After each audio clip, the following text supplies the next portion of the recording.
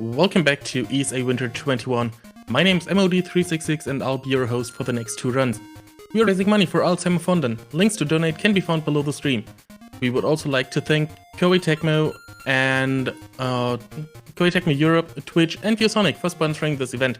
Now it's time for Nitros, and I'm really well prepared.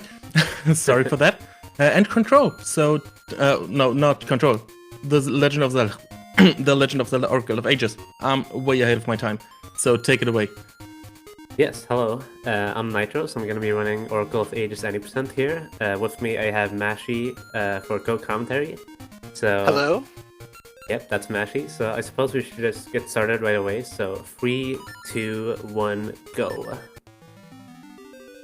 So this is actually one of the Zelda games recently that has gone through a lot of changes. Even since I submitted this game actually to ESA, it's gone through quite a bit of changes. So as you can see right away, I'm actually playing on the Japanese version. And we actually used to play on the English version for about 7 years, but there was a trick recently discovered that made Japanese faster. Among other things, such as a new item getting routed into the run. So there's quite a bit of new things in this run if you watched another Aegis run before. But of course we can't escape the intro, so we're gonna have a lot of cutscenes in the beginning, a lot of text to match through, so... I mean, for those that don't really understand the Japanese text, would you mind explaining, like, what's happening here, Mashy? So, Link is summoned by the Triforce and sent to the land of Labrina, where he's going to meet the Oracle of Ages, Nehru. And we're going to find out that that lady, Impa, who you probably recognize from other Zelda games as one of Princess Zelda's aides, isn't who she says she is. She's actually being possessed by the main antagonist of this game, the sorceress Verin. And the reason why she needed Link to push the statue is because it was protected by the power of the Triforce. And now Verin has access to Nehru. We're going to find out Nehru's going to get possessed by Verin, and that's going to set off the whole sequence of events for the game. Right, yeah, so the main gimmick of this game, compared to other Zelda games, well, a lot of Zelda games actually share this gimmick, but the main thing is that Link can actually time travel in this game, and that's the main ability of Nehru here, the Oracle as well, so that's basically going to set the tone of the rest of the game. So right away, like after we're done with this intro, we're going to be traveling through time between 2 worlds. So right now we're in the present basically, and the portal that they just spawned is going to lead us to the past, which is about 100 years before right now.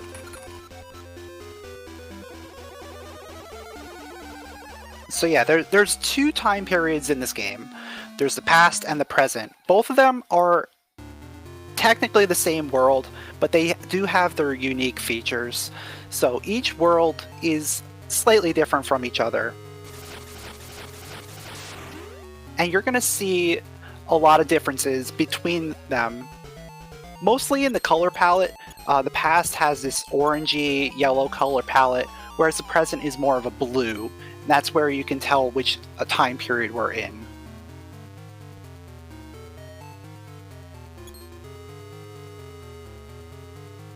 So this cutscene here is basically just showing what actually happened when Iran possessed Nehru and went back through time to basically just cause the world to fall into chaos. And now everyone's really sad, so we have to go and save Nehru.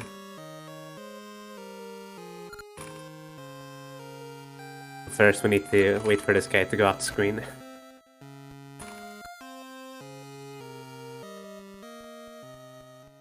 Also, a very important glitch there is that if you press either start or select when Link is walking down, the sound actually, or the music keeps playing for a little bit longer. Normally it just stops. Very important trick. So here we're gonna get the first item of the run, which is the sword. Imp is nice enough to give it to us right away, and sword is used obviously to defeat enemies, slash through bushes, as you're gonna see right here. And also, one other thing that's very important in the Oracle speedruns is actually manipulating the RNG. So for those who are uninitiated, RNG stands for RNG, or not, RNG stands for Random Number Generator. It's basically a fancier term for luck, so by using the sword, we can actually advance luck in very favorable ways under certain circumstances. So before the run, I actually did something that's known as a hard reset, and that's basically like turning your console off and on. And that basically resets the luck or RNG value to 0. And that's because I'm going to be using my sword to manipulate something specific in a few minutes. And this run is just, especially Oracle of Ages, compared to Oracle of Seasons, it's just filled with RNG manipulation. It's like a very, very big part of the run. So now we're in the past, and we're going to be heading to what's known as the Black Tower. It's basically the main place that Nehru is holding fort at, so Yeah, the Black Tower is essentially Varen's goal is to build this Black Tower, and you're going to see throughout the run that as we progress through the game, the tower is going to grow bigger and bigger.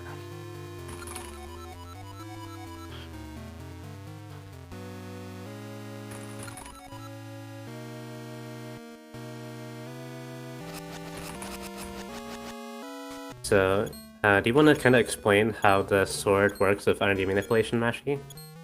Yeah, so the way RNG manipulation works in this game, first of all, when you do a hard reset, it sets it back to a known value. So anytime that you press the power button or hit the hard reset button on the console, if you're playing on GameCube, you can just hit that reset button, and it'll set it back to a known value. Then on the title screen, it'll actually roll RNG every single frame until you get to the file select screen. So you want to mash through the title screen as fast as possible, and then once you get to the file select screen, you're pretty much good to go. You're going to be in a relatively known value, and then once you get in game, the RNG only changes based on certain actions. Number one is swinging your sword. Digging up items also rolls RNG. Screen transitions, enemy movement, playing the harp. There's a few things that will change RNG, but the main thing that we want to focus on is the sword. Because anytime you swing the sword, you hear one of 3 different tones. There's a low tone, there's a mid tone, and a high tone. And the way we figure out where we're at in the RNG value is based on the pattern. The pattern will be different depending on how many times you swing your sword, how far the RNG has advanced. So we can figure out if we're on manip based on that. Yeah, so as you saw before I entered into Black Tower, I swung my sword for a little bit, and it was actually to listen to specific sounds that the sword makes, and those basically determine the RNG seed you're at, so it's a way you can tell exactly where you are. And what I did was that I manipulated that specific screen that I dug at to have 100 rupees, which is going to be important for later in the run. We actually do need quite a bit of money in this run, unlike other Zelda 90% speedruns. So now, we kind of forgot to explain, but we saved the Macatree here, who basically disappeared in the present. And it's going to be one of the most important characters in the game, because it's going to give Link directions for where to go in every dungeon and such. It's basically like your companion. He talks to you all the time and gives you hints. So there I did. The Macatree is basically your Navi or your Fi or whoever, Midna, of this game that's going to give you the hints on where to go. So there you actually want to say no when she asks if she's going to repeat what she just said, but I accidentally said yes because I'm done. So, then we're going to get another item from the Mac tree. It's the Seed Satchel. And it's going to be a very important dungeon for getting into Dungeon 1, the first dungeon, because there's 8 dungeons in this game. We're not going to go into all 8, but we do have to go into the first one, so Seed Satchel is useful for burning down these trees, which there's quite a few of on the way to the dungeon, and it can also be used to light torches. Those are the main things.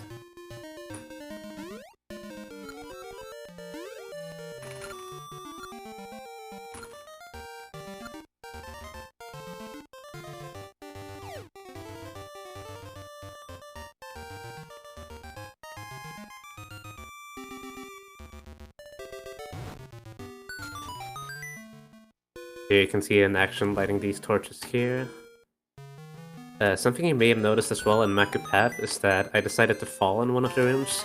I'm gonna do that here as well, just so that I don't have to walk back to the stairs. It saves a bit of time at the cost of some health, but no need to worry about that. Yeah, one of the things with this game is that when you fall in a pit, you end up back at the screen transition, whereas like some other games like Minish Cap, you'll respawn right back where you fell. So you can actually save a little bit of time by falling down on purpose.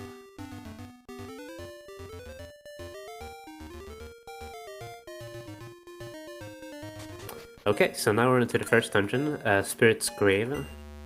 There's not really a whole lot to this dungeon, really, other than the fact that I'm gonna try to kill a lot of enemies. And that's gonna be important later, because I'm gonna be trying to manipulate a specific ring.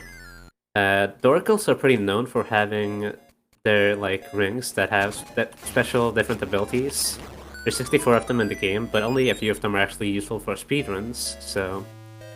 The one I'm gonna try manipulating is the Power Ring level 2. And it's a ring that increases your sword damage at the cost of also taking more damage when you get hit by an enemy. So it's quite useful for going fast. And he's going to be manipulating that ring from Maple the Witch. Maple the Witch spawns after you kill 30 enemies, so that's why he's going to be going out of his way to kill extra enemies in the dungeon. She appears on certain screens in the overworld after you kill 30 enemies, and then you bump into her, she'll drop a bunch of items, and one of them can be a ring.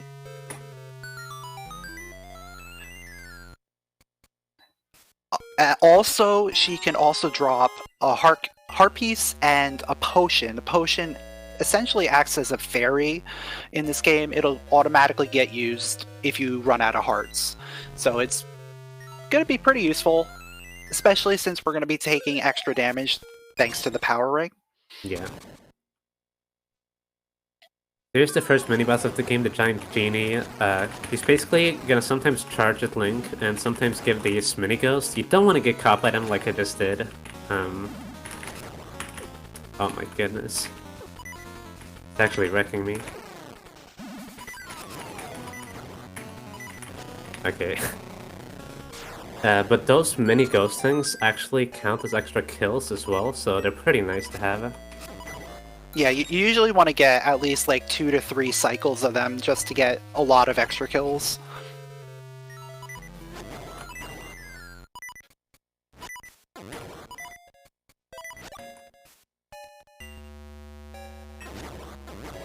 Yeah, by now I should definitely have enough kills.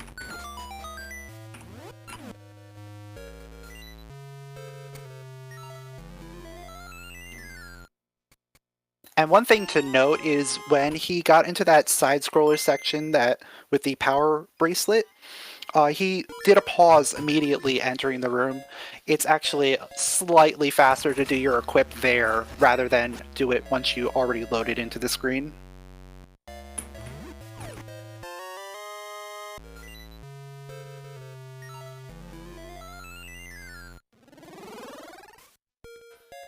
And immediately after the power bracelet, he did a hard reset to set up the Rng Manipulation that we're going to be doing to get the power ring. Once again, using the sword slashes as a sound cue to figure out where he needs to be in the RNG cycle.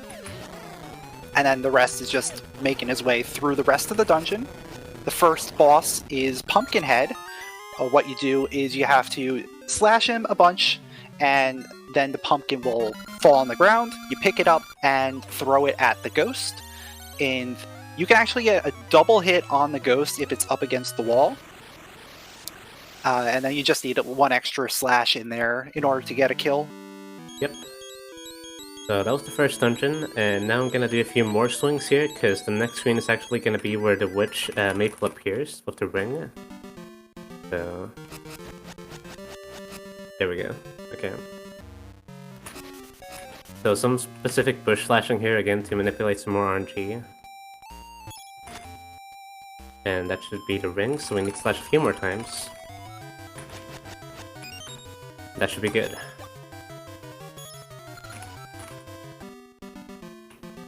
So there we got the power ring level 2, and also the potion that Mashi was talking about earlier. We actually can't use the ring quite yet, because you need to go into the ring shop and appraise the ring in order for it to be useful. So we're gonna do that right away, before we head towards the next dungeon, Dungeon 2. One other thing to note is that getting extra rupees is very important, because we're going to be using a lot of rupees. So the 10 extra rupees that he got from Maple will come into play. Yeah.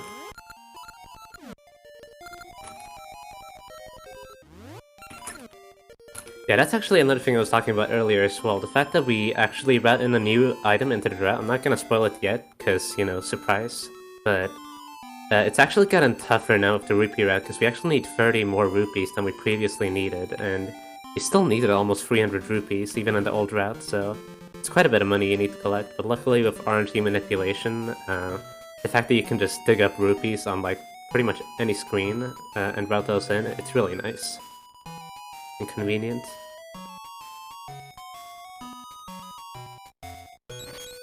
So here we're basically heading into a kind of Lost Woods-esque area. These fairies, these 3 fairies here are gonna go around and hide in the woods. We need to find them, and some people might think that this sequence is actually, like, randomized, but if you go the same way every time, you'll always end up at the same screens where the fairies are, so it's not very difficult at all. I know it definitely stumps a lot of casual players, though, myself included. Yeah, as long as you memorize the route, it's not bad at all. So just like that, it's all 3 fairies. And as soon as we're done here, we're going to head right into dungeon number 2. All we have to do is just lift up the rock that's blocking the dungeon. Ooh.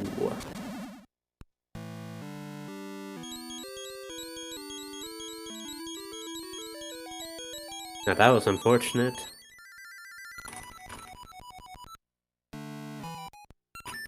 Basically, lifting that rock actually happened to collapse the dungeon in the present, so... how are we actually going to get into Dungeon 2? Well, since it's collapsed in the present, that doesn't necessarily mean that it's gone in the past, so... that's where we're trying to go, but we don't actually have access to a portal now that that one is gone, so... normally, if you're playing, you'll actually get a hint to go to this house, it's Nehru's house. And if we go down here, we're gonna see this harp. That we're gonna grab, of course, because we like free stuff. And now we're gonna talk about with Nehru, she's gonna teach us how to play the harp. This harp is basically like the key item of Oracle of Ages, because it's what actually allows Link to travel through time. There's 3 harp tunes in the game, we just learned the first one. Do another save and click here to get out quicker. And this first tune basically just activates harp portals. When you play the harp, when those tiles, you see the tile to the left of me there, next to the house, those are tiles where portals can appear if you play the harp tune, so... I'm gonna test it out right away. And yeah, so go for the portal, and now we're gonna end up in the past version.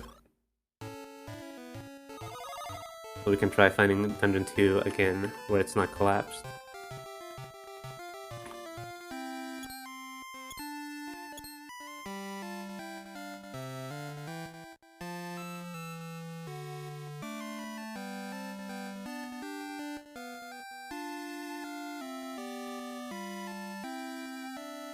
So this area is going to be slightly different than the past. It's going to be filled with a bit more enemies. It's not nearly as peaceful as it was in the present. And that's generally the case for most of the past overworld. But yeah. So we found the entrance to Dungeon 2 in the past, except it's impassable. There's a wall blocking the entrance, so we actually have to find some way to blow that wall up. Luckily, the Queen is looking to reward anyone that finds some mystery seeds for her.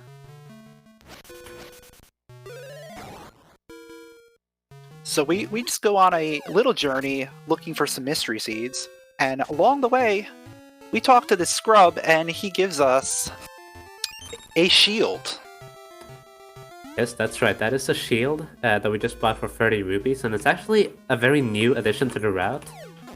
It was in casual play. The shield is generally used to kill a specific type of enemy, but it's actually not required because you can actually just like the shield is required to flip some enemies over, but you can actually flip them over with the shovel as well, which we're still gonna do in the speedrun. So you might wonder, what's the shield actually useful for? Well, it turns out that there was actually a user recently that found out that the shield, when bumped on enemies, can actually boost Link really, really far, even further than explosives can. And they can basically just be used to make really far, in combination with jumping, it can be used to make really far jumps and sequence breaks. And it also it doesn't even damage you, so it's really nice. You sometimes wonder how we don't find these things sooner, but yeah. But speaking of explosives, now we're gonna get the bombs. It's what we need to enter Dungeon 2, since obviously the wall was blocked, or the dungeon was blocked off by a cracked wall, which can be blown up by bombs.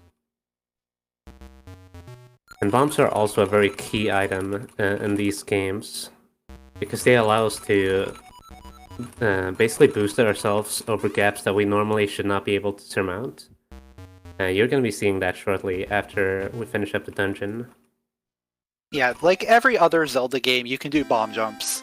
So you can boost yourself a little bit further with bombs, you can boost yourself even more with the shield, and you can even boost yourself with enemies. We're going to be doing all of that. Yeah, it's really crazy, honestly, what's possible with this game. And damage boosts in general.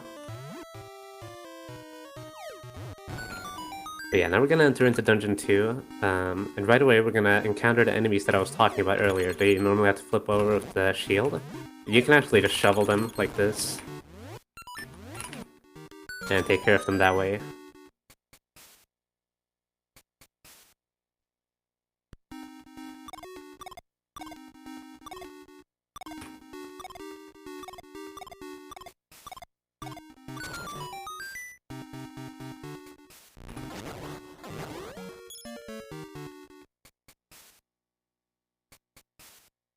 So in this dungeon, we're actually going to get another very vital item. It's a lot of very good items actually in the beginning of this game.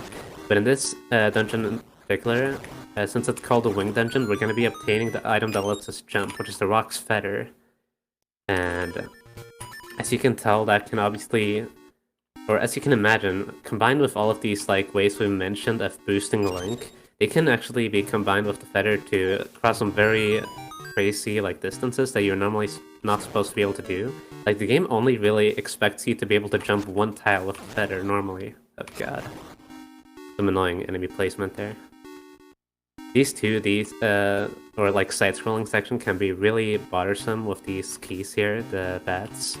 They're just a really random enemy in general that can just cause you a lot of trouble. Yeah, Keys RNG is really bad.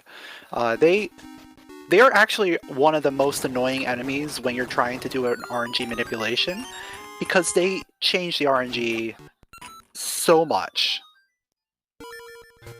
So usually, any room with keys you don't want to manipulate through, but unless you're able to get through the room frame perfectly,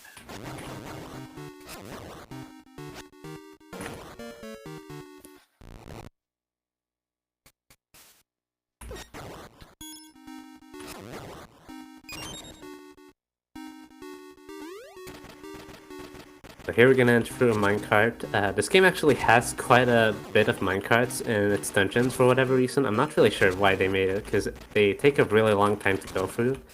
But we're actually not gonna see that many of them in this run. In fact, this is one of the only ones, I believe, because we've cut out a lot of them. Yeah, they learned from their mistakes when they made Minish Cap, because they made the minecarts super speed in that game. Right, yeah. Here's another mini-boss here, his name is Swoop. He's basically just gonna fly over you and stomp to the ground. There's a 2-cycle you can get with the powering. I did not get it there because I got pretty unlucky. But sometimes he decides to bounce twice there, and you can hit him just enough times to 2-cycle him, but a 3-cycle is pretty normal, not too bad. And we're coming up pretty shortly on the Rock's Feather. As soon as we get the Rock's Feather, we're going to be leaving the dungeon. We're not finishing this dungeon. Instead, we're going to be doing some glitchy stuff. We're starting off with what's called a text warp. So it's going to sound really crazy, but anytime that there's a delayed text box, if you screen transition on the same frame that the text appears, you get a glitchy transition. And by that I mean, instead of going from like inside a house to the outside of the house, you'll go from inside of the house to inside of another house or another cave or something. And that's because all of the map, all of the interior sections are all on the same map. And instead of just screen transitioning normally, you end up just going down, or like it pushes you to a different area.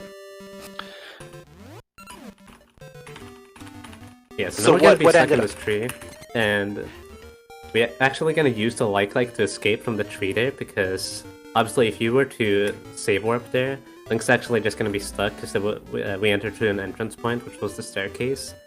But luckily we can use the like to escape. And here we're gonna use the shield right here. I was talking about the fact that it can recoil Link really far, and it's really gonna show here with this mold armor. Oh, okay. I walked a little bit too far, but that's okay. We can just retry. So yeah, if you've seen an Aegis speedrun before, you probably know about D2 skip being an extremely hard trick that no runner really wants to ever do. Well, it is pretty trivial now that we can do shield boosting.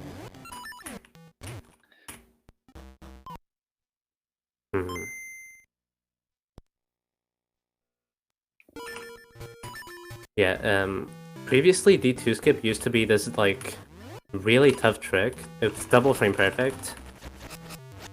But now it's not even, like, single frame perfect with the shield, which is, like, really crazy, because the shield gives you more knockback than just the single bomb does.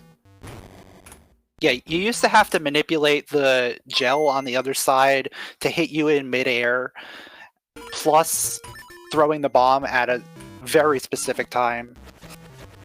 It was not fun, but the shield boost isn't that bad. Despite what I'm making it seem like here. Yeah, you still have to play pretty well and get the throw and the boost. The toughest part is definitely avoiding walking into the mold arm, because if you walk into the mold arm, you just get damaged instead, and it's just gonna cancel out. Oh my god. I'm not focused at all. But it's gonna cancel out the shield knockback, because you can only have one type of knockback at once. Hey, can I speed through a donation quickly? Sure. Yeah? Wonderful. So, since we have quite a backlog, we have a $35 donation by Pete1993 without a comment, but thank you very much. We have a $20 donation by Juling saying entertaining run medic at the couch. It's still missing some kings, a legacy, or a dynasty though. And we have a $100 donation by Foo saying checking in for my favorite caster playing my favorite game. Shout out to my girlfriend watching this with me. I love you. Thank you very much, Foo, and all the others for those awesome donations. More of them soon. Okay, there we go.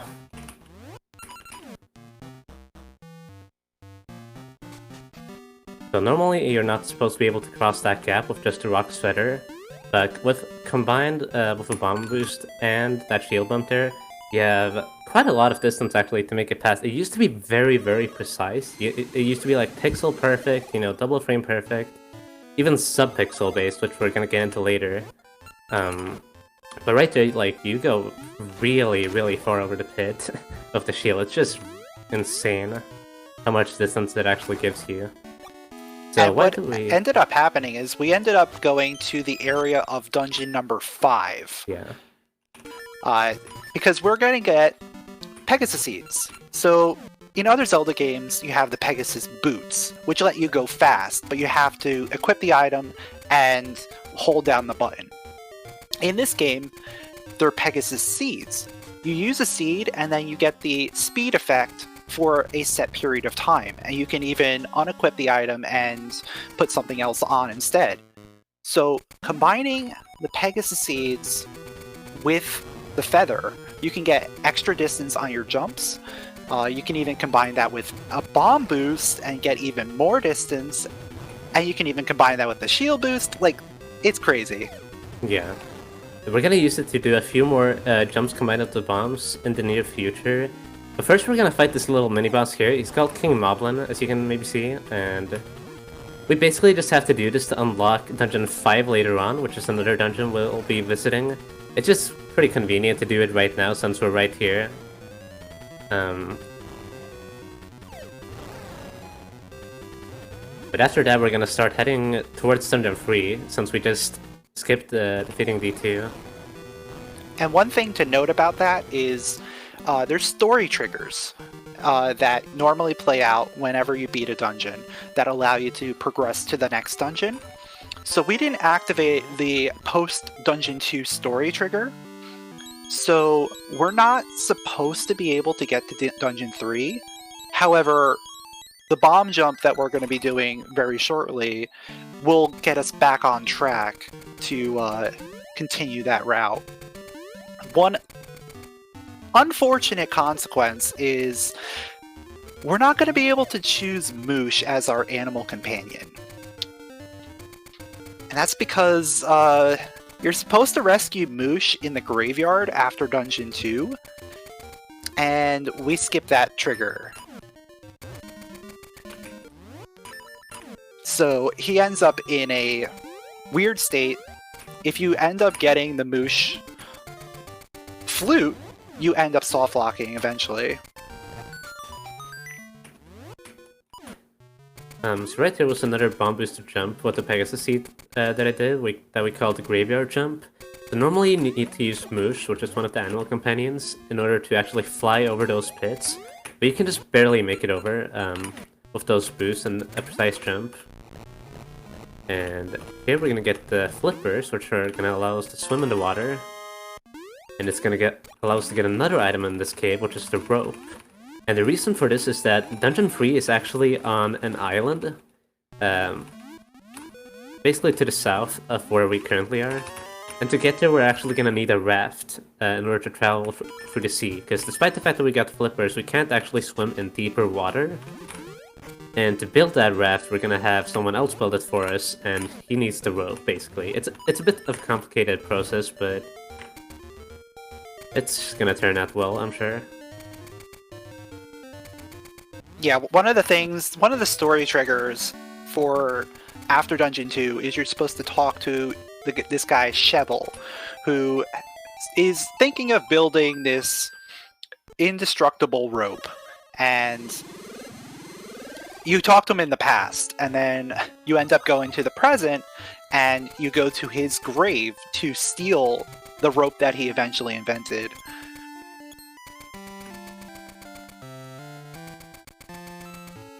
Yeah, and right here I'm gonna visit that tree. Right there. We haven't actually touched on it yet, but those trees actually serve as warp points for later in the game, where we're gonna get another specific type of seed that lets us warp to those trees that we've visited. And right there I set that one because we're not actually gonna pass through that screen in the past at any point in the run. We need to make a slight detour to unlock the point there in order to save time later, basically. It's a fast travel.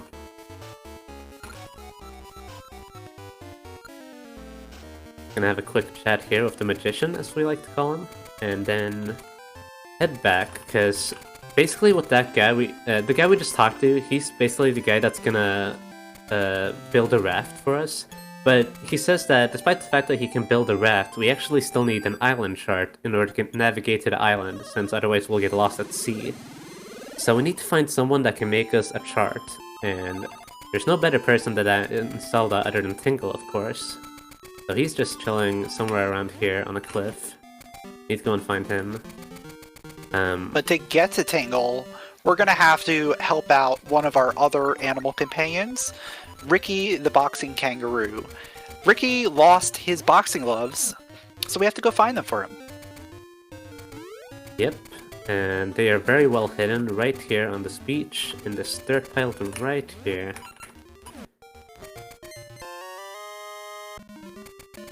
Very hard to find. But yeah, now we have his boxing gloves back, so gonna give them to him, and we'll actually be able to finally use an animal companion, since we weren't able to use Moosh earlier. Or we could have, but we decided to skip it. But we can't actually get up these ledges without Ricky, unfortunately, so we do have to use him. Yeah, Ricky's main function is climbing up ledges, forward-facing ledges only, and he can jump over one-tile gaps. And that's about it. Yeah. Not the most useful, but yeah, here we're gonna get the island chart, and actually, we're gonna get one more item here, which is the Seed Satchel Upgrade. Normally you're not supposed to be able to get it at this point, but because we did that sequence break to get Pegasus Seeds earlier, we're actually gonna have 3 different types of seeds in our satchel, being the Ember Seeds that we got from the Mech Tree, Mystery Seeds that we got before getting bombs, and the Pegasus Seeds, of course, that we got through the D2 skip. So because we have those 3, Tingle's actually gonna upgrade your seed satchel so that you can hold 50 seeds instead of just 20, and that's very useful. Mostly because of the Pegasus Seeds, because we're gonna be using a lot of them during the run. They make Link run at 1.5 times the speed of his normal walking, so they're gonna be used all the time to just save time with movement.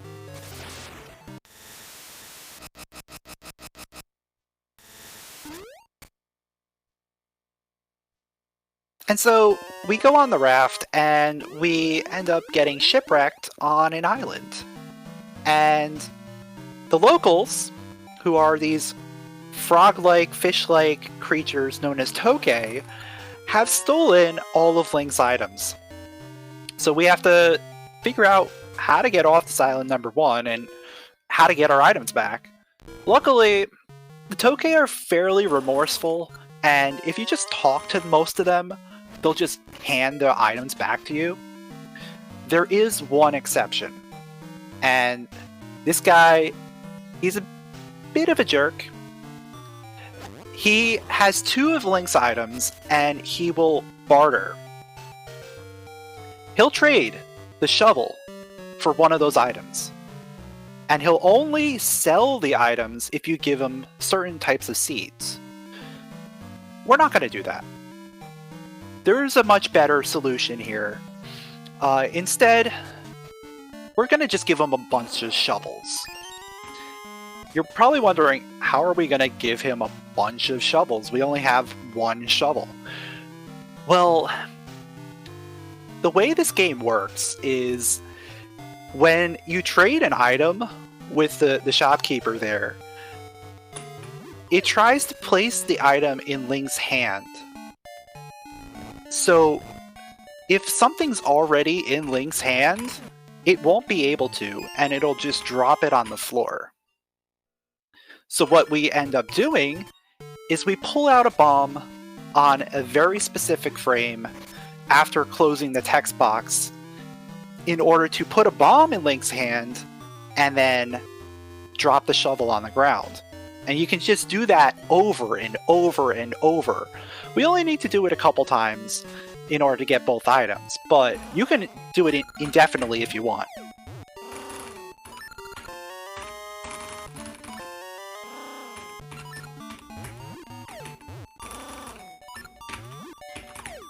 The big thing is that it is frame perfect.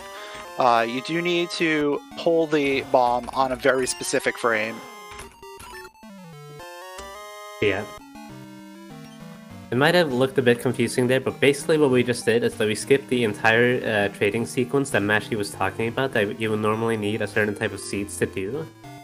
Just by like teasing him there with giving him a bunch of shovels. It's a really silly trick, but it's really something like to be grateful of because this island is very, very boring to go through casually. It's just so much longer and you have to do time traveling and everything. It's not a fun time. Also, Yeah, normally... Bomb jump here to reach the guy quicker. And, like, normally to get through this, you have to trade one item, come back, trade the other, come back, trade back. You do, like, so many back and forth. It's really annoying.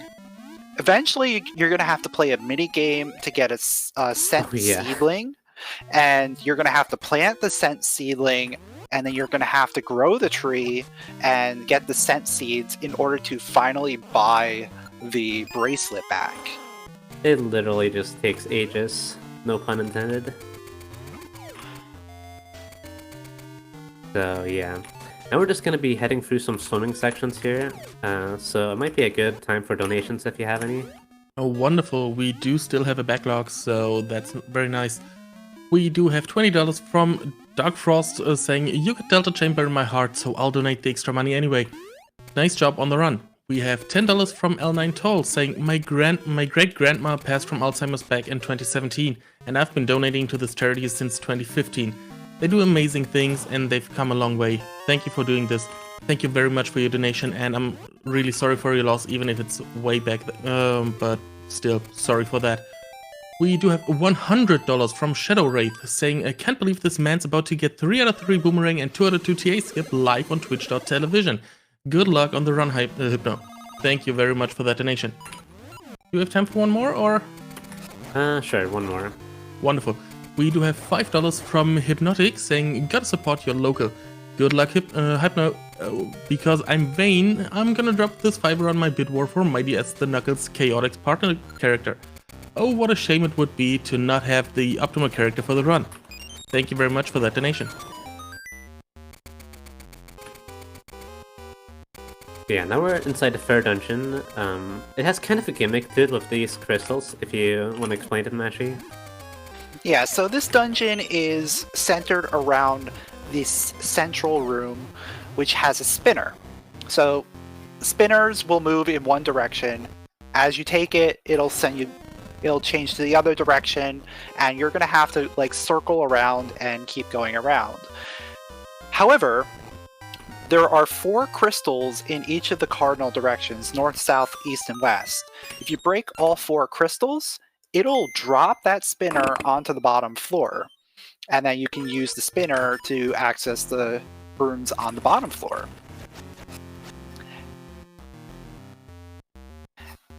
And now we're also going to be doing another RNG manipulation in this dungeon as well.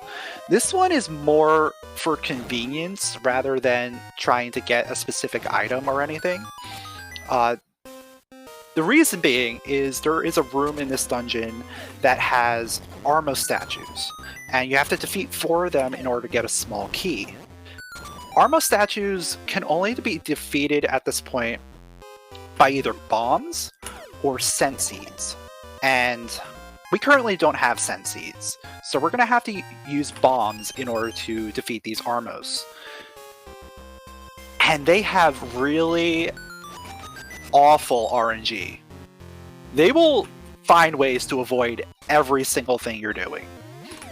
So we're manipulating their patterns in order to make this a lot easier on ourselves. And one of the main things to worry about here is enemies. Enemies will call RNG, and you have to make sure that your movement is tight. You've got to make sure you're moving through the rooms, doing the correct number of slashes. Make sure you do all the fights correctly. And eventually we'll get to the room with the 4 Armo statues.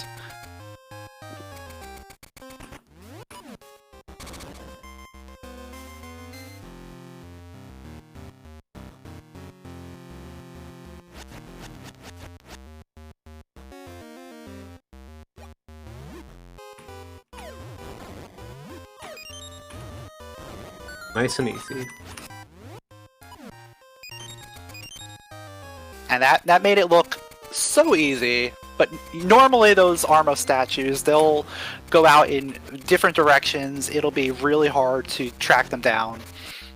But we were able to manipulate them to group them all up and take them out in 2 bombs. And one really nice thing is we can extend this manipulation a couple more rooms, and we're going to be able to refill on Pegasus Seeds by killing a couple enemies in this upcoming room.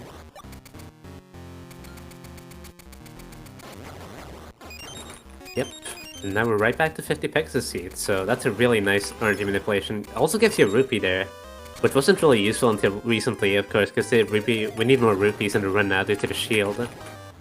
So credits to Sagas for finding them in it. He's a really good runner. And with that, we have the Seed Shooter, which is basically the same thing as a Seed Satchel, except you're launching seeds out. That gives the seeds a little bit different properties sometimes. If you shoot a Pegasus Seed at an enemy, it'll stop them in place. If you shoot a Gale Seed, which we don't have yet, it'll actually remove enemies from the battlefield. Ember Seeds will still burn. Scent Seeds will be your standard ammunition. Essentially, they have no other properties when you just shoot them. And then, we really didn't talk about Mystery Seeds earlier, but Mystery Seeds will take the properties of any other seed type randomly. So that'll still happen when you shoot Mystery Seeds.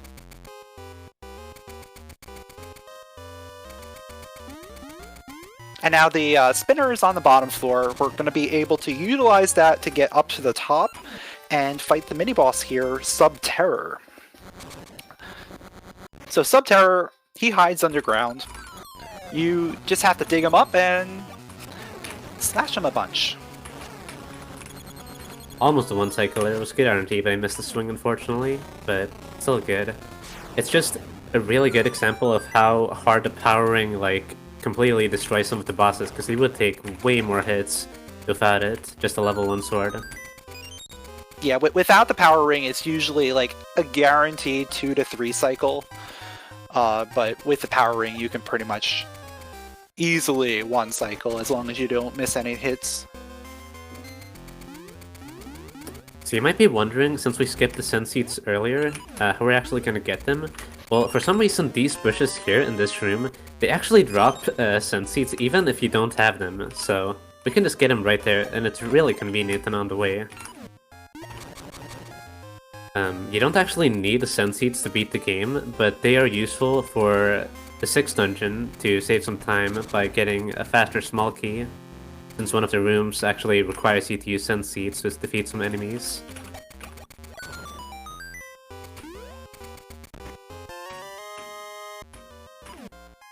Sorry to butt in, but we just got a $500 donation by Jake Loans without a comment, but thank you so very much for that. That takes us over the $9,000 total, so we really appreciate that.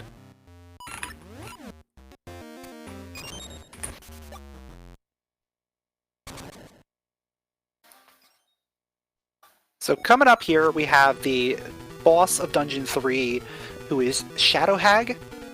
So Shadow Hag will split up into 4 and then combine back into 1, and then she'll appear behind you. And if you look at her, she'll disappear. What you have to do is you have to ricochet seeds off of the wall, and you can get a 2 cycle like Nitros just did right there by getting 3 shots per cycle. It's very tight, but you can do it. And you also saw me slash those little butterfly things that Shadow Hag was making before actually spawning on screen. They actually have a pretty good chance of dropping seeds. And I got really lucky there actually. She dropped a lot of Pegasus Seeds, which is what you want, so now I have way more Pegasus Seeds than I actually need for this coming up segment, so I can basically just spam them however I want on these upcoming screens and just the overworld. It's gonna be real nice.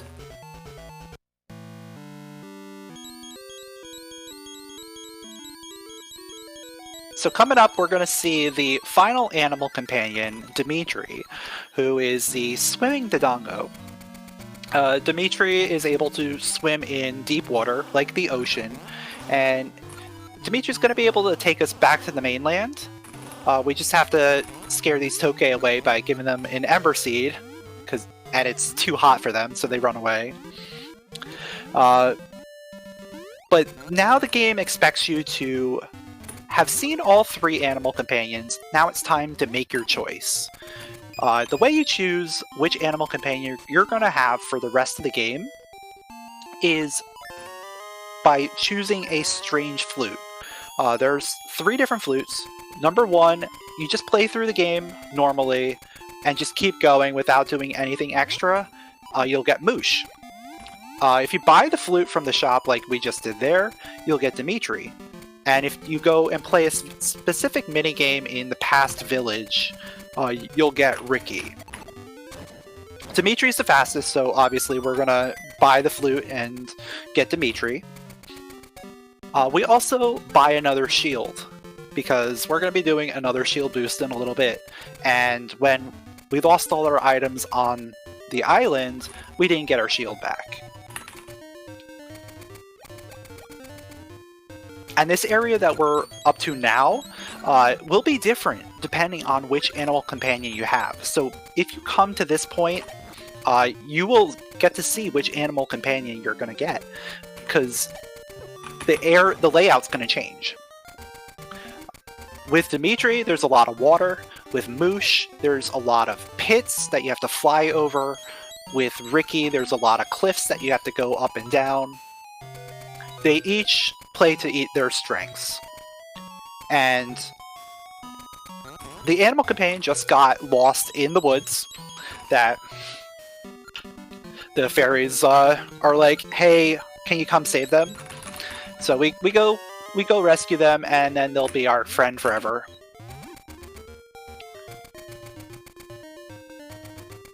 One really cool thing about Dimitri is you can actually pick them up with the power bracelet. So you can run at Pegasus Seeds speeds while having Dimitri out. Normally Dimitri is very slow on land, so being able to do that is super nice.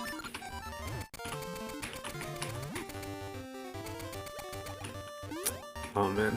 Yeah. So yeah, the reason why we need one of the animal companions here is to recruit these 3 carpenters to actually build a bridge to the next town we're gonna go to. We need to get all of them back here, and one of Dimitri's special abilities is that, aside from just swimming in these currents here that you can't normally swim through, you can actually climb up waterfalls as well, which you normally don't have any other way of traversing.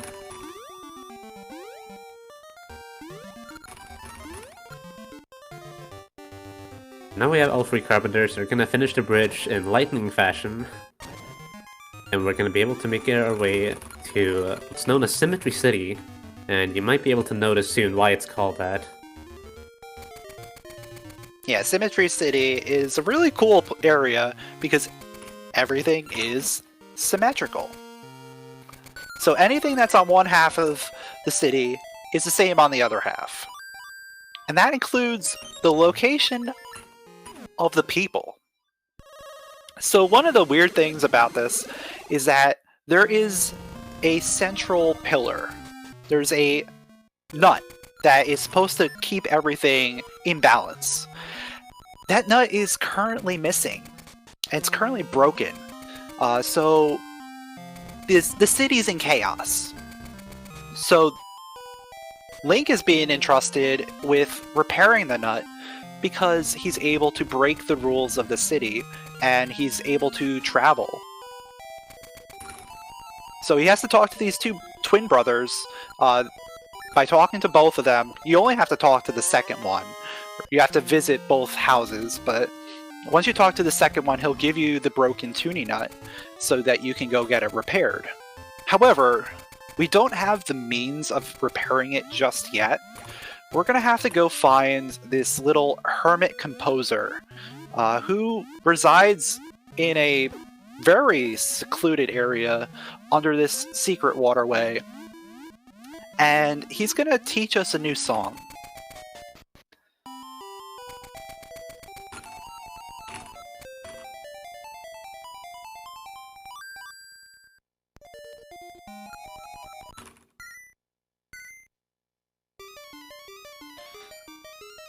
So by hearing the tune of Echoes, the composer gets a stroke of brilliance, and he'll teach us this new song, which is going to be called the Tune of Currents.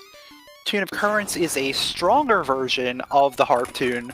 It'll allow us not only to go between time periods by using the portals, we're now going to be able to go from the past to the present anywhere we want. And that's going to be coming into play very shortly. We're going to be going through an area that is known as Talus Peaks. This area is essentially the tutorial for the Tune of Currents, as we're going to have to continuously go back and forth between the past and the present in order to reach the end.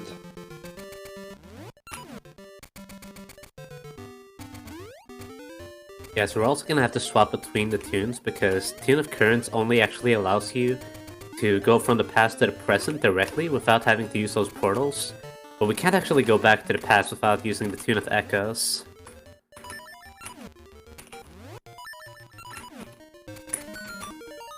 And I forgot to equip the tune there.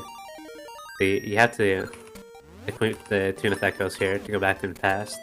You're basically just alternating between the two tunes of the harp to traverse this place, so it's a bit tedious, but it's not too long, luckily.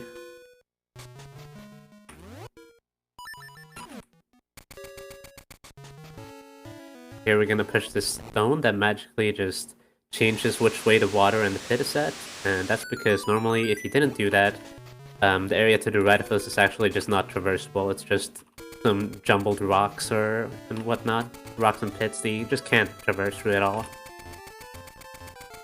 And here we have to push the seedling. It's going to grow into some vines in the present, so we want them to grow on this side. The left side is just some upgrade that we don't really care about in any percent, so we want the right side because it's the way forward.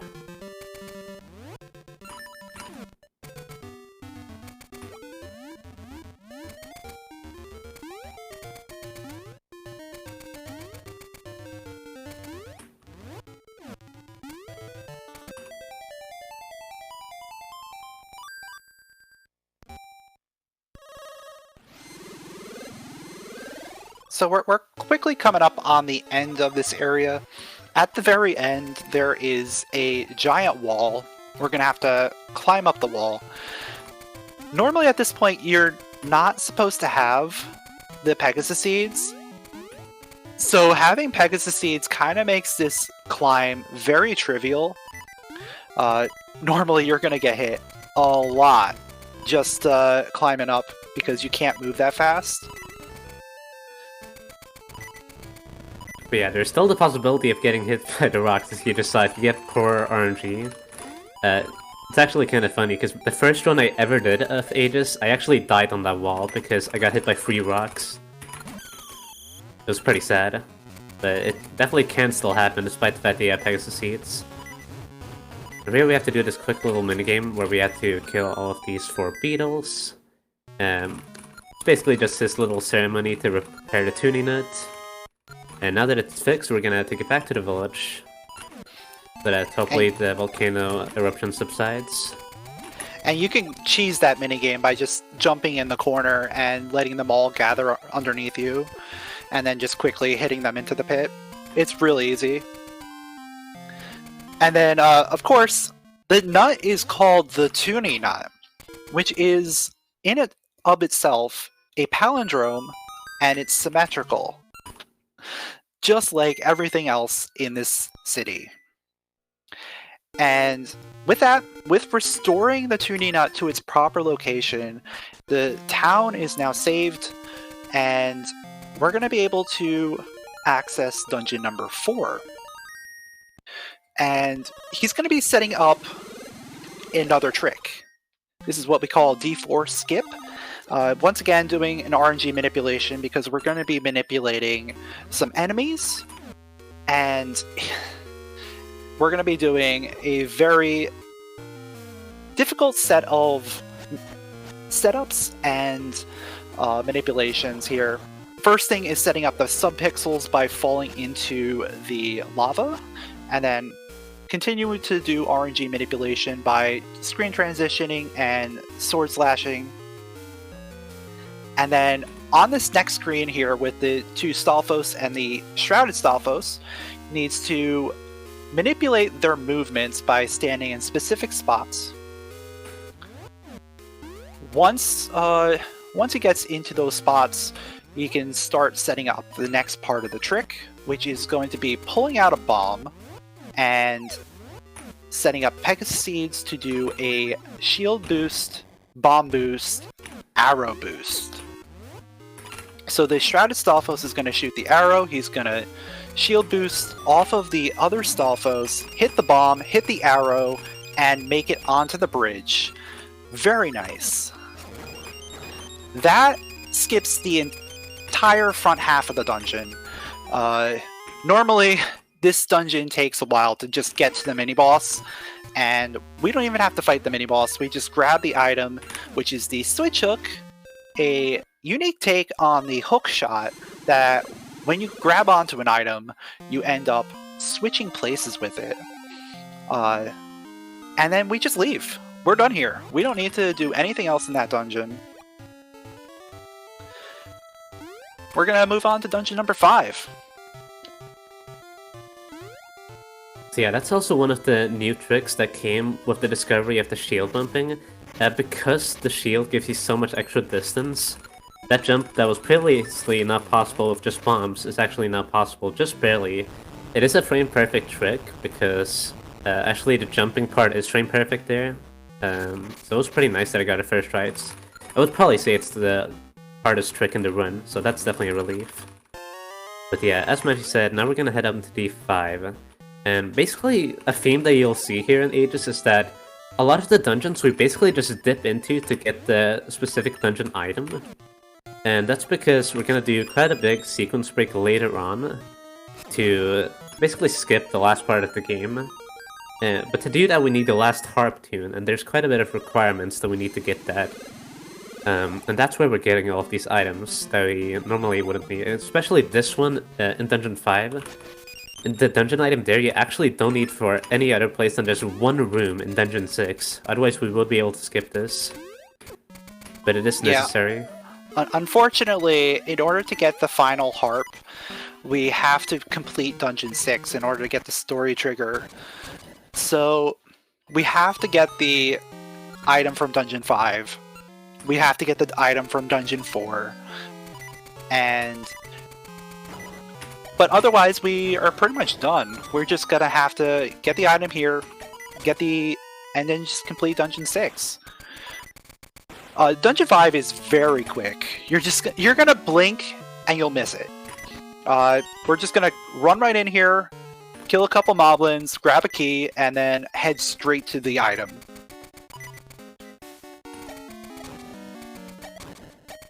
Yeah, you'll notice here as well that I'm using the seed shooter to kill these guys, and it's actually because with the sword they take 2 swings, but they just take 1 ember seed from the seed shooter, which is really nice and fast.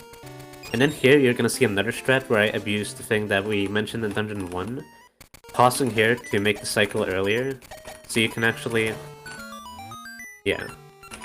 So you can pause there to move before those little rotating things start moving, as they normally just start moving right as you enter the screen. And by doing that you can actually make an early cycle and just light those torches really fast with the seed shooter.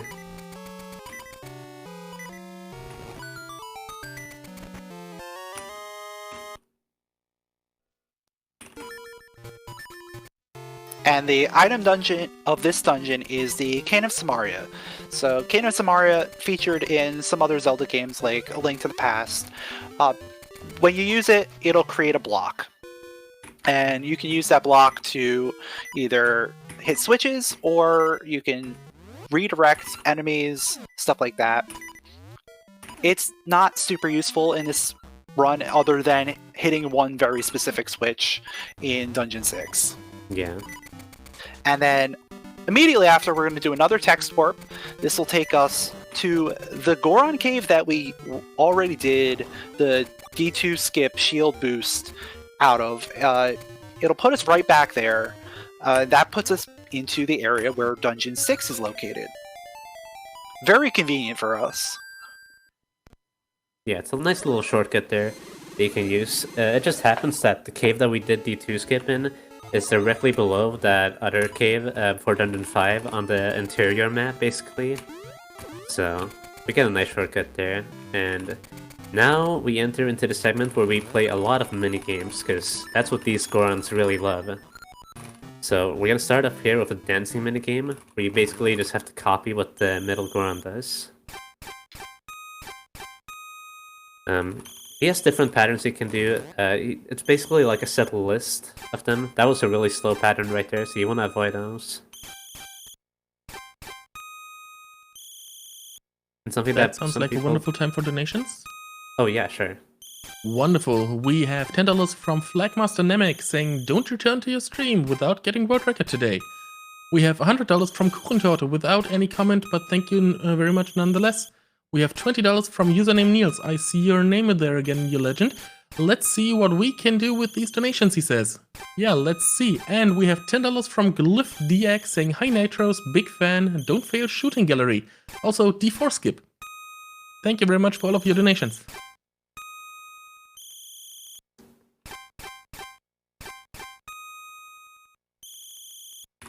So yeah, you actually only have to clear 6 out of the 8 rounds there to get the item, which is the Brother's Emblem, and it's gonna allow us to basically bypass this Goron here that's blocking the stairs, because we need to prove that we're like a real Goron brother or whatever.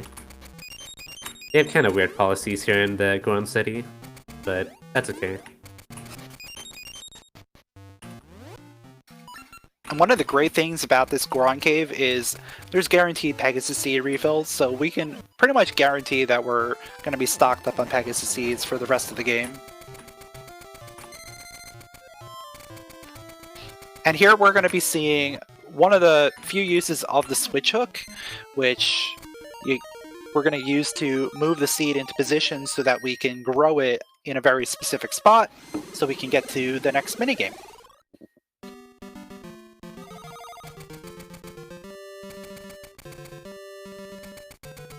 So this next minigame is actually going to utilize our seed shooter. We basically just need to shoot these big blue rupees up here, and a lot of people like to kind of like swag out in this minigame because it's not the most difficult thing in the world. So you can make some trick shots like that if you want. It's really up to you how confident you're in the minigame. It's pretty fun to mess around in a little bit with seed shooter, but it was pretty fast, way faster than Goron dancing. It's already over. And the reward for that is the Rock Brisket. That is going to be used a little bit later on. We're going to be doing a sequence of trades. There's a lot of minigames, a lot of trading going on here. There's two things that Gorons like: minigames and trades.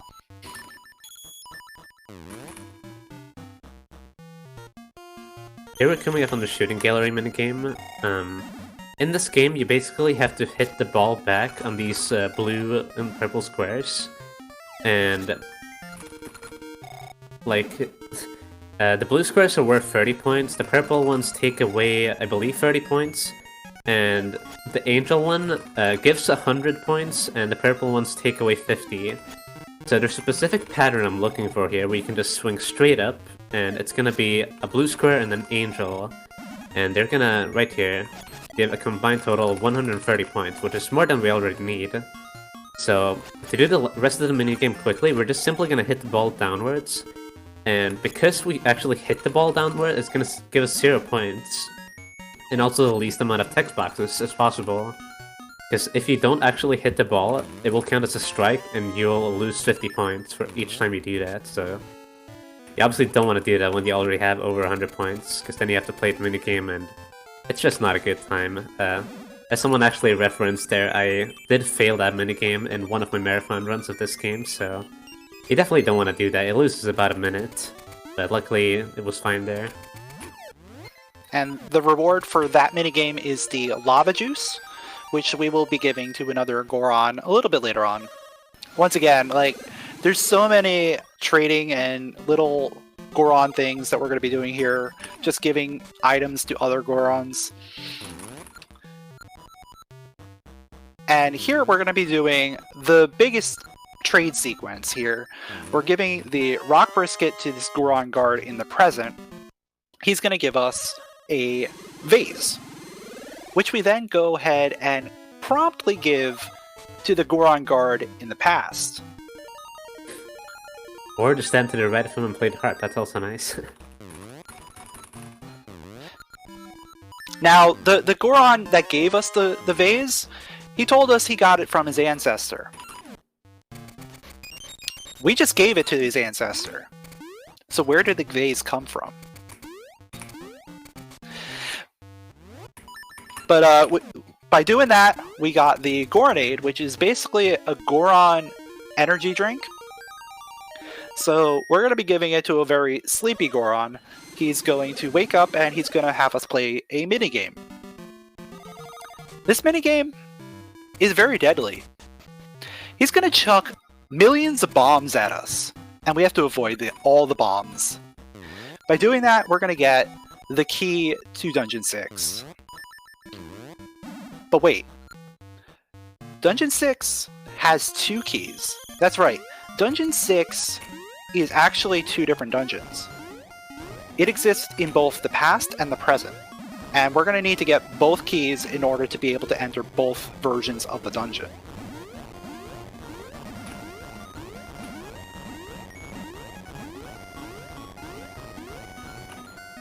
Yeah, the minigame is not too difficult. It can be a bit overwhelming sometimes with all the bombs on the screen, but it's really not too bad. So he's gonna give us one of the keys, but we still need a second one. So we do still have a few more items to trade, such as the lava juice that we got earlier. And we're gonna give it to the Goron that's right inside this cave. So by giving the lava juice to the Goron right here, and by having the key, he's like, huh, here, you can have this letter of introduction. Go give it to the dance master.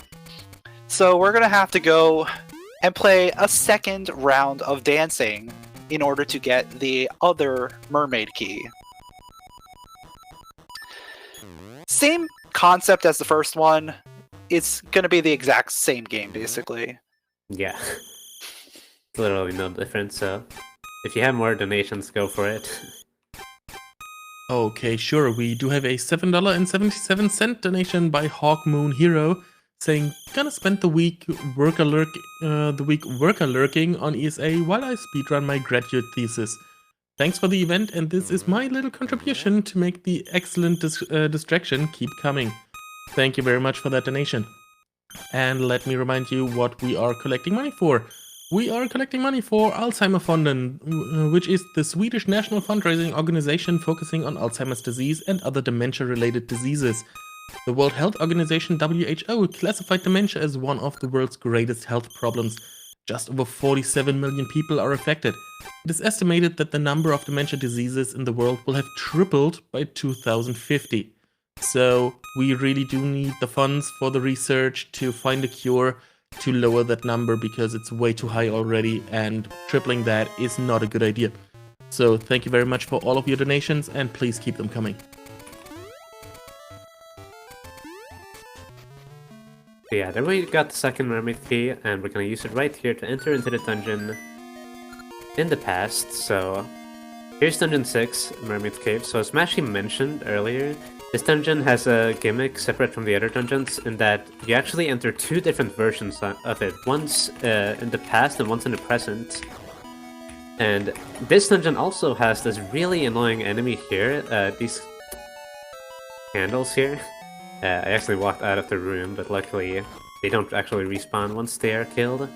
But yeah, The candles are just they have really erratic movement, especially when you light them up with those torches, or like with the Ember Seeds. And they have huge hitboxes as well, and they also deal a lot of damage to boot. But this is basically like the dungeon where the game ramps up a lot in difficulty, I would say. Because it has a lot the candles, of they enemies. do 1 whole heart per hit. So you can get destroyed by a candle if you're in the wrong spot. And here's the one use of the Cane of Samaria. You have to use it to push down one of the buttons while pushing a pot onto the other button. And that'll open up the door to get to the next room. Next room has Wall Masters, or Floor Masters specifically. These guys will transport Link back to the entrance of the dungeon if you get grabbed. We get grabbed on purpose there because our main goal was to open up the bomb wall. One of the cool gimmicks of this dungeon is that any changes that you make to the dungeon in the past are made in the present. But you have to do them in the past before it happens in the present. So that bomb wall would be blocked off if you went to the present first. And same thing here. We're going to open up a wall on this side. If we don't do it now, it's not going to be open in the present. So we're just setting up the dungeon so that we can go to the present and do the next part of this dungeon. And once again, we're going to be doing an RNG manipulation to manipulate the mini-boss of the dungeon. So we're starting off by setting up our RNG by doing some sword slashes, and heading to the present version of the dungeon.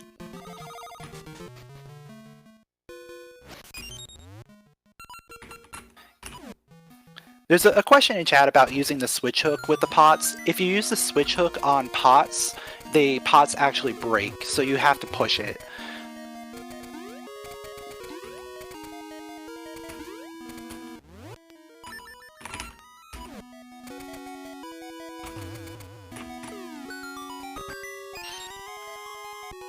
And since we're doing this manipulation in an area with enemies, once again, movement needs to be tight so that you're not letting the enemies roll the RNG too much. We're coming up to a section that has keys. So keys, as mentioned earlier, roll RNG a lot. So you want to get through these rooms as fast as possible. Luckily, it's not too bad.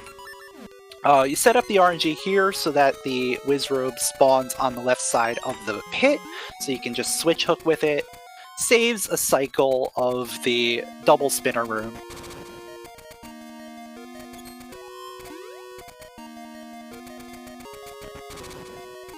So yeah, along with that Wizrobe there, which saves a lot of time to switch with on that screen, we're actually manipulating the mini-boss of this dungeon as well, which is quite the infamous mini-boss in the Oracle's community, mostly because he's really erratic due to RNG, and that's exactly what this manipulation is for. Yeah, the upcoming mini-boss, his name is Vyre. He's in both Oracle of Ages and Oracle of Seasons. He is very annoying if you do not manipulate him. Basically, he can either charge you, which is the best possible scenario. He can just do a slow circle around the arena, or he can dip in and leave, and he can be very annoying with his patterns. Luckily, the manipulation puts him in a very favorable position, and all we do is just hit him a couple times and he's dead. And our reward for killing him is the Mermaid Suit. Mermaid Suit is a very controversial item because it changes your swimming mechanics from pressing the A button repeatedly to go faster, to now having to mash the D-pad direction you want to go. This item has destroyed countless D-pads. Indeed it has.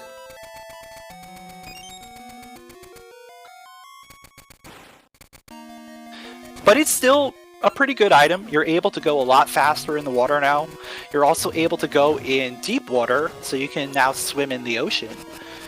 And we're about to go into a very annoying room.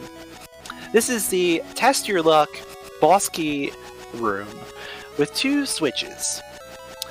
You pull it once, ropes drop down. After that, you have a 1 in 4 shot of spawning the chest. Luckily, we were just doing an RNG manipulation, so you're able to extend that RNG manipulation into that room and get the boss key on the first official try.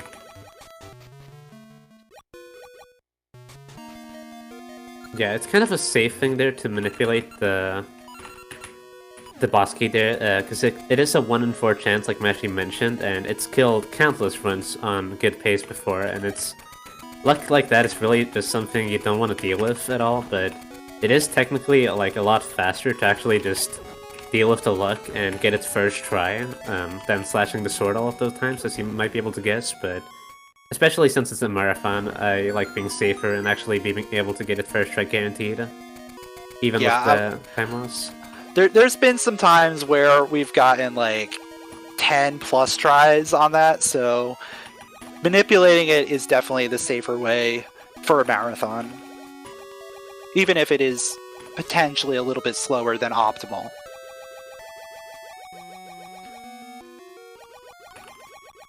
And here we're seeing one of the other uses of the Mermaid Suit is that you can go in deep water and it'll put you into underwater areas. So this is a whole new area that we can go to now that we have the Mermaid Suit, and we're going over here for a small key. Because now we just have to finish the dungeon. The boss of this dungeon is located in the past, so that's why we did have to go back to the past after getting the boss key from the present. It is the same boss key between both dungeons. And we're going to go ahead and do another manipulation. This one is going to potentially skip the final small key that we need.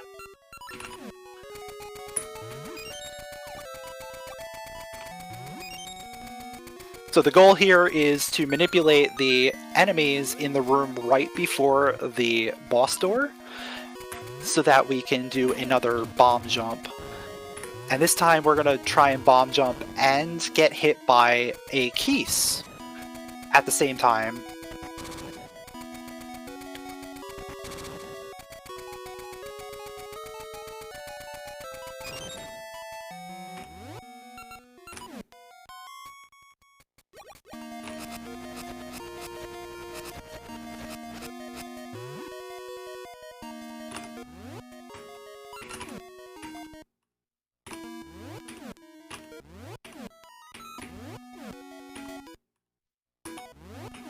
And this jump is very position dependent.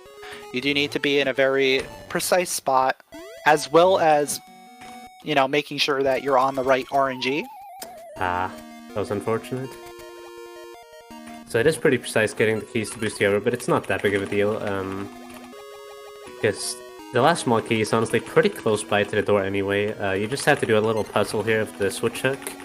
So it doesn't actually waste too much time to not get that. Yeah, the puzzle down here, it does take a little bit to do because the switch hook is kind of slow, but it's not terrible. Basically, all you have to do is put all these diamonds onto the 6 colored spots at the top of the room. We do a little bit of a setup here where we create a diamond in the middle, which ends up putting all the diamonds in a switch hookable position from the top. And you just quickly go ahead and do one at a time until the chest spawns.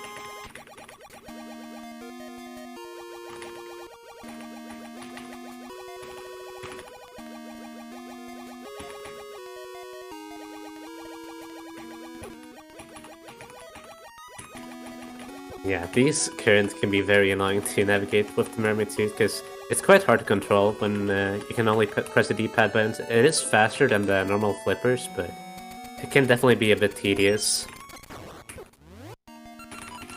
So here we need to do a small puzzle here, use the cane to hit those blocks, and then make a ricochet shot of the seed shooter. Similar to the ones we did in Dungeon 3.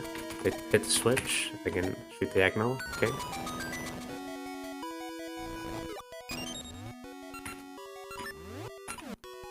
And here we have the boss of Dungeon 6. His name is Octagon. He is an Octorok who will go underwater. He also has a bit of a crown on him, so you can't hit him in the back. You gotta hit him in the front. And you just have to use the Mermaid Suit to go underwater whenever he dives under there. Not a terribly hard fight. He can do a lot of damage to you, but it really isn't terrible. Especially with the Power Ring, it just takes care of him very quickly.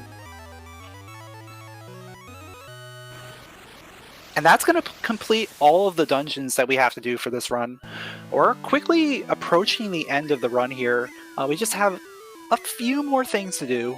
Number one is going to be getting that final Harp Upgrade.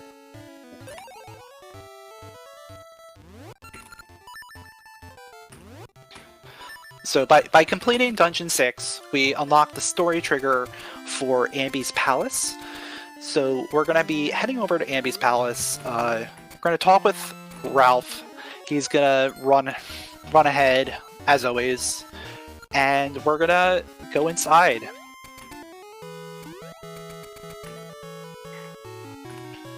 But we're not going to go the way you normally would. Normally there's 4 switches in the courtyard. You're supposed to hit all 4 to move some statues and take a secret passage inside. We do a little bit of a setup which will allow us to get past the guards blocking the front door. If you drop a scent seed and then delay just enough, you'll be able to walk right past them as long as you're using Pegasus Seeds. Super useful, super quick, able to skip that whole sequence of pressing the buttons and taking the secret passage. We do end up taking the secret passage anyway, and that is for the trick we're going to be doing right after this. We need to have that tile activated in order for us to utilize a glitched map tile.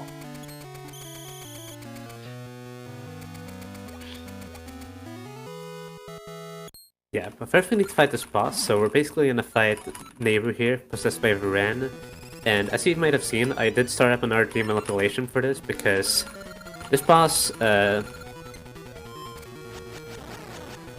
she's gonna warp around after you hit her every cycle, and she really, really likes to warp around a lot and waste a lot of time if you don't actually do this manipulation. And that is why it can definitely like save a lot of time to do this. Like, I've had times where she warps up to like 12 times per cycle, and it's no fun losing time to that again. Aren't you? Yeah, I've had some that have gone up to like 10. Yeah. 10 for the fight. It's not fun.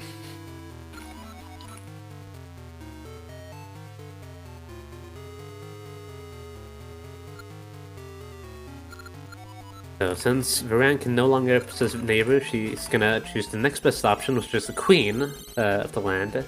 They're gonna try to arrest us, basically, kick us out of the castle, but Neighbor uses her time-traveling powers to take us back to the present and to the Mac tree, so... while this cutscene is happening, I might just want to try explain a bit more what Mashi was talking about with that tile. So basically, Oracle of Ages, this overworld map, it doesn't actually use up all of the screens that are actually in the map. There's a few leftover screens on the outside. And that screen that we visited in the underwater section is actually outside of the main map. It sounds a bit weird, but if we actually go to another tile there, we're gonna be able to open our map and select that tile that is outside of the main map. And that tile actually has some very funky properties that are gonna be able to glitch the game up a lot. Yeah, in order for us to select an out-of-bounds map tile, we have to get out of bounds ourselves. And in order to do that, we're going to be doing another text warp. But in order for us to actually move around out of bounds, we need this Harp Upgrade. Because this Harp Upgrade allows us to move freely between the past and the present, no matter what. And that was the reason for doing about 90% of the game. Yeah. So we're going to be heading to the entranceway to Dungeon 6 in the present, because there is an owl statue. So the owl statue, we've already done a text warp with the owl statue before when we went to Dungeon 6. This time we're going to be using it in the cave outside of Dungeon 6, which will take us to a glitched tile. This is a glitched cave. Normally in caves you're not supposed to be able to use the harp. However, because it's glitched, the wrong tile ID is loaded in, you're able to use the harp. And now, because it's an interior area, it's actually a tile outside of the main map, out of bounds. So we are now out of bounds in what we call X World. So we're going to be moving around through X World. We're going to go ahead and go back to the past because we need to be able to activate that glitched tile, which is in the past. And we're going to do some very specific things. Number one is we're going to do a downwards jump, downwards diagonal jump, move to the directly to the left. That sets up our subpixels. And we're going to set up on a very specific pixel, move directly up left until we hit the screen transition, and then we're going to do the setup.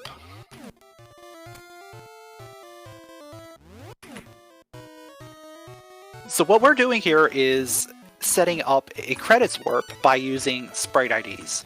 And what we're going to be using is the cane block and a series of seeds.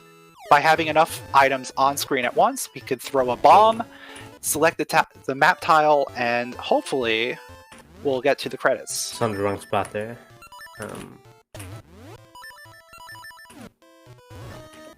Yeah, so get ready on time here. Ooh, that crashed. Okay. So if you are slightly off with your setup at all, it's gonna do something completely different that you don't want. So there was most likely off of my subpixels. The game actually tries to read the subpixel of the bombs, because it's a fifth object loaded on screen. Why the fifth object is just the particular place in the memory that the game jumps to when you select the glitched map tile. So it's gonna look at the subpixels of your bomb, which are directly derived from Link's subpixels. And it's basically just gonna look at our file name. And I actually made my file name a very precise set of Japanese characters before the run. And it's gonna look at the file name and it's gonna execute the code that's in the file name. And that's the code that's gonna warp us to the credits, if I can do this correctly. And this is an extremely new trick that was just added into the run only a couple weeks ago.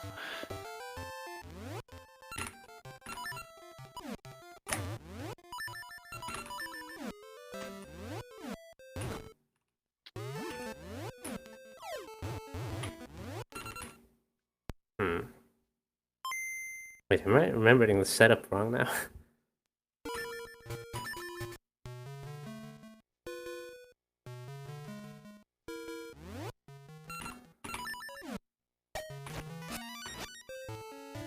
Might see me remembering something wrong. Isn't it like you jump down right and then hold left and then you jump up left and hold left? That should be correct.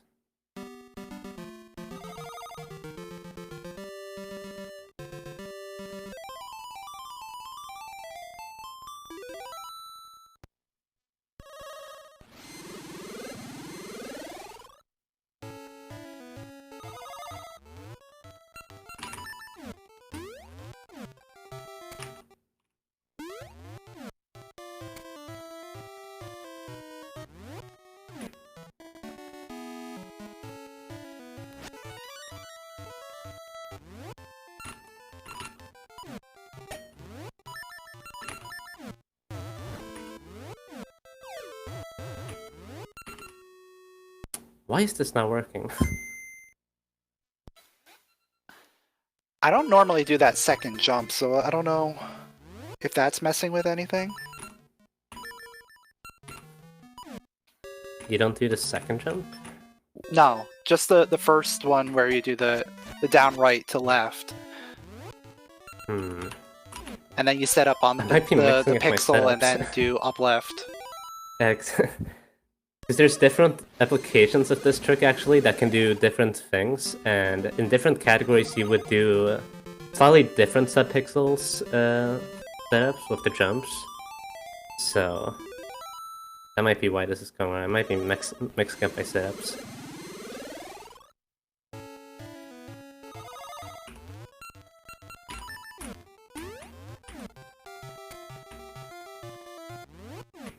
So just one jump.